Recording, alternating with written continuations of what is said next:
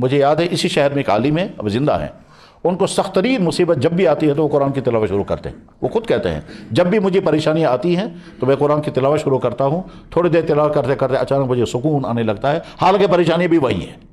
تو پریشانی جھوم کی تو ہوتی ہے لیکن دل میں سکون آنے لگتا ہے قرآن کی تلاوت۔ اللہ تعالیٰ شاہ ہمیں قرآن فہم قرآن کا دروازہ ہمارے لیے کھول دیں، اور اس وقت جو میسیج ہے وہ یہ کہ قرآن پڑھنا شروع کر دیں، قرآن کی تلاوت شروع کر دیں، اور جیسے ہم باقی 10 کاموں کے لیے اپنا وقت نکالتے ہیں اس کے لیے بھی وقت نکالیں، اور جب قرآن کے ساتھ انسان کا تعلق قائم ہوتا ہے تو بے شمار فائدے ہوتے ہیں۔